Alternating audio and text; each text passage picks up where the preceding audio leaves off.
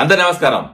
వైఎస్ఆర్సీపీ నాయకులు జగన్మోహన్ రెడ్డి గారు చేస్తున్న రాజకీయాలు రోజు రోజుకి మరీ దిగజారిపోతున్నాయి. ఎంతలా అంటే ఈరోజు శవం కనపడితే కాకులు లేకపోతే కాటి కాపరైనా కొంచెం లేటుగా వస్తారేమో కానీ ఈరోజు వైఎస్ఆర్సీపీ నాయకులు మాత్రం అట్లా వాలిపోతున్నారు.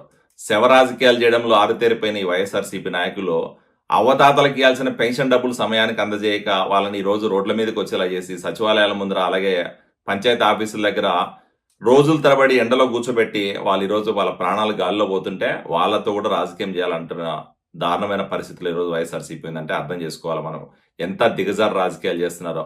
అయ్యా జగన్మోహన్ రెడ్డి గారు, ఈ అవతాతల మరణాలకు కారణం నువ్వు కాదా?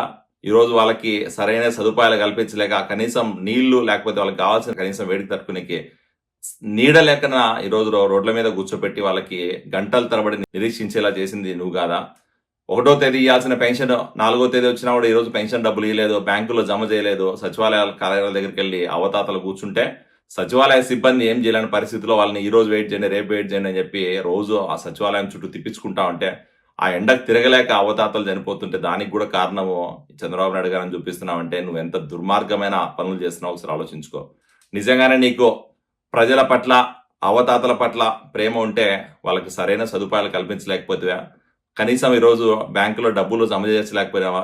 లేకపోతే ఈరోజు సచివాలయ సిబ్బందికి నువ్వు కొంచెం పురమాయించి వాళ్ళకి ఇమీడియట్గా డబ్బులు ఇప్పించలేకపోయినావా? లేకపోతే ఈరోజు నీ వాలంటీర్ వ్యవస్థ ఇళ్ళకి పోయేద్దని చెప్పింది ఎలక్షన్ కమిషన్.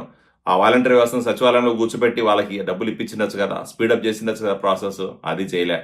కేవలం రాజకీయ లబ్ధి కోసం, నీ స్వార్థ ప్రయోజనాల కోసం, నీ స్వలాభం కోసం ఎలా అయినా కూడా శవ రాజకీయాలు చేయాలా, ఎట్లయినా ప్రతిపక్ష పార్టీలని బురద జల్లాలా, ప్రతిపక్ష పార్టీల మీద బురద జల్లి నీ రాజకీయ లబ్ధి పొందాలన్న నీ కుట్రపూరిత ఆలోచనతోనే నువ్వు రాజకీయం చేస్తున్నావు తప్ప ప్రజలకు లేకపోతే ఈరోజు అవతాతలకు వికలాంగులకి హెల్ప్ చేయాలన్న ఆలోచన నీకు ఏ క్వశ్చన్ లేదు.